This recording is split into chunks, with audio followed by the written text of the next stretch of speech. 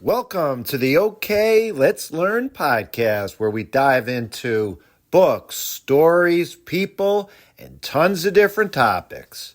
A podcast for both kids and adults.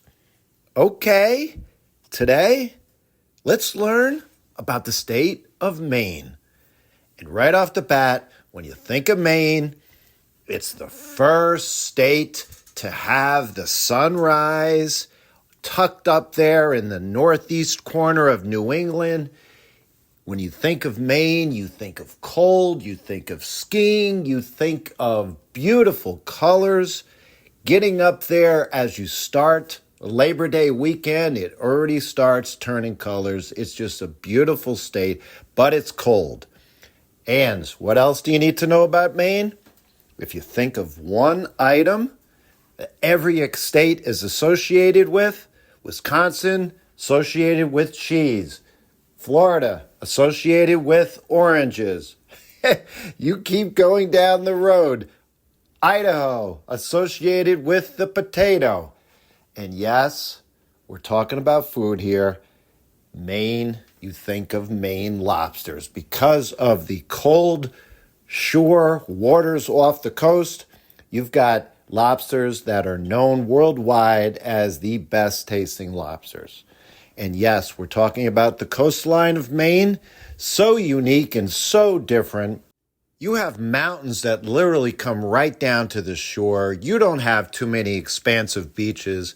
And because of the rocky, tiny islands that dot up and down this coastline, you look at the state on a map and you'll see why there's so many lighthouses. There's up to about 68, not the most in the United States, but plenty of lighthouses and beautiful at that. The history of the state: it became the 23rd state back in 1820, and interestingly enough, it became a state.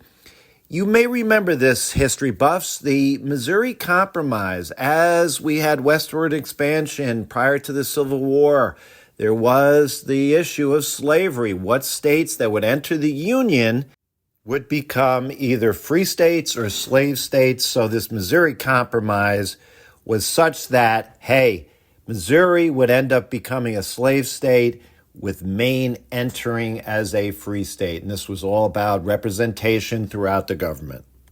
And before it became a state, it was part of Massachusetts, actually for almost 200 years.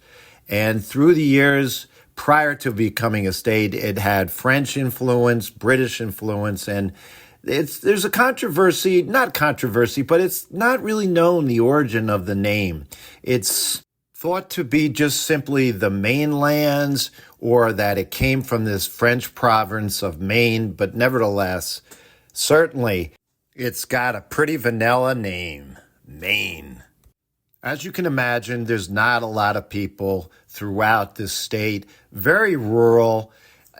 It's got a huge percentage. I think it's up to 90% of the land is covered by forest and trees. The population is 1.5 million people, and that ranks 43rd in the country in terms of population. I mean, just to get a sense of really how few number of people there are, New York City has almost 9 million people.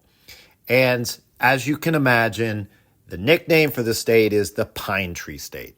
Because it's so far north, it's cold, and there is lots of snow. If you're a student, it snows. Don't think that school's going to be canceled, because this is just the way of life. If you like skiing, you're going to love Maine. But it's brutally cold. The days are short. But on the flip side, the summertime is beautiful.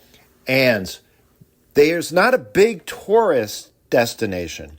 But in terms of the economy, what's interesting about the state is there are a lot of people that have second homes up here. So although people don't flood into the state in terms of hotels, the tourist industry, you've got a lot of people that stay in the state throughout the summer and into the fall as their second home, not far from Boston and not far from New York City. So you have tons of people that end up coming into the state, and a lot of the locals Again, like Florida, they call them snowbirds, but the locals know, or people that are out of state, you're either from Maine or you're not from Maine.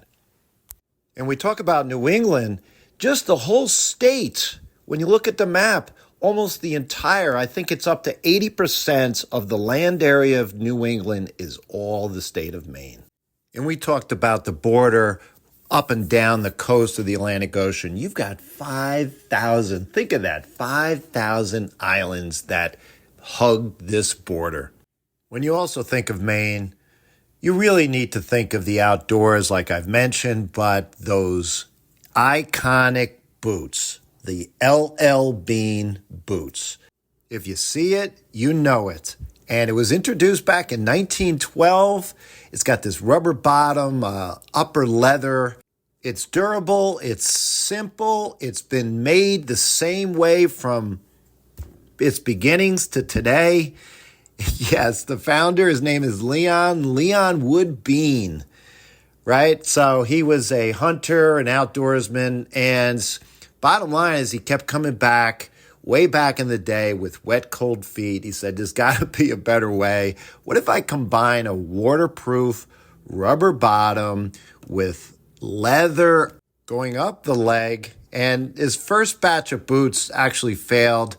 The rubber separated from the leather, but instead of giving up, as the old American entrepreneurial stories go, he ended up fixing the design and he replaced every pair for free. And that is an interesting part of so many of these great companies, American companies, where it's not about the price and it's not about just getting a pair of boots. It's about it lasting for a long time, and it's about quality, and it's about having trust in the company. And if you go up to Maine, you got to go to the LL Bean store. It's open 365 days a year, 24 hours a day, and there's no locks on the door. Now, I've mentioned about the rural sense of obviously the whole state. It is really the least racially diverse state in the country. It's got the oldest medium age in the United States, and it's just ultimately a place to have peace and quiet. You're not going to have you don't have really hardly any big urban communities or developments, certainly no skyscrapers. It's just a laid-back, wonderful state.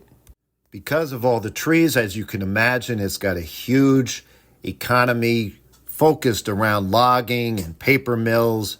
You've got, actually, in terms of animals, lots of wildlife, of course, but you're not going to have a moose down here in New Jersey. And yes, you will see plenty of them throughout Maine. As you can imagine, also, with a lot of lumber, you've got a pretty big shipbuilding community. Bath Iron Works is a major U.S. Navy shipbuilder. And it is, believe it or not, pretty popular in terms of potatoes, blueberries, and along with a fun fact, with all the wood, you've got this state producing more toothpicks than any other state. Famous people. I mean, the quintessential person that you associate with Maine, that you've seen stories through the years, Stephen King, the famous author. You've got Patrick Dempsey, who is an actor, Judd Nelson, another actor from the Breakfast Club movie. And if you're a sports fan, you know the sideline reporter, Erin Andrews. In terms of politics, it's right down the middle. It has this independent streak. It's not necessarily blue or red.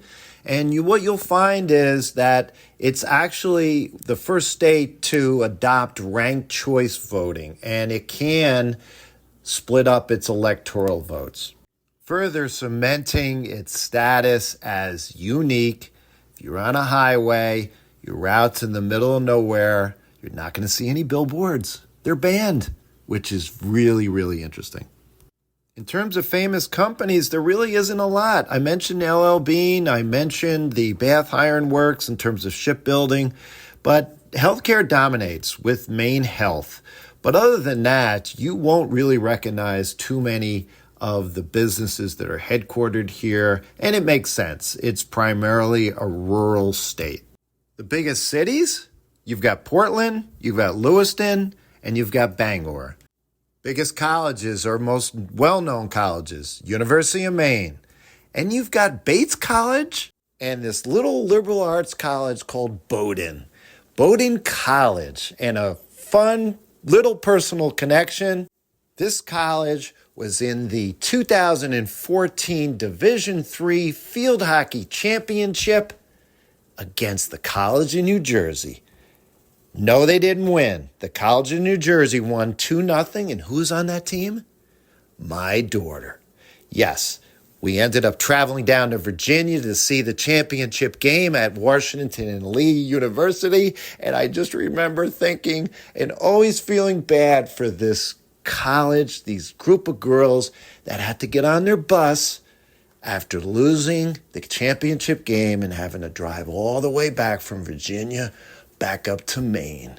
As they say, life is not always sunshine and rainbows. So, let's wrap up our podcast on the state of Maine with the top 5 most interesting facts about this state. Number 5, it's cold. Everyone skis. Tons of people have second homes. But if you're going to live in this state, you have to love the cold and the snow. Number 4, the iconic company L.L. Bean and its famous rugged boot. Number 3, and I didn't mention this, you talk about famous residents? No, he wasn't born and raised there, but he had his summer home there.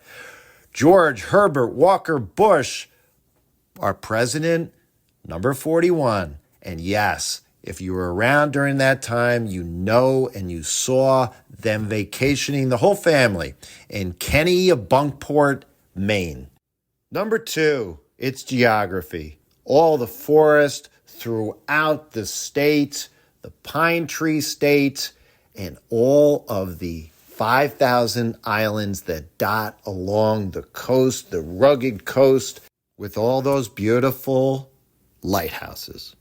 And the number 1 most famous aspect of this state, and again, we mentioned it before, it's got to be lobsters. Maine lobsters. They're sweet. They have this tender texture. They're just so unique and delicious. This state produces more lobsters than any other state by far. Over 100 million pounds annually. It's a billion-dollar business. So if you're going to have lobster one day, if you've never had it, get yourself a Maine lobster. Friends, this has been the OK, Let's Learn podcast. Reach out to me at kevmok21@gmail.com. Please rate and review me on Apple Podcast. With your permission, I'll give you a shout out on our next episode. Until next time, friends, have fun and keep learning.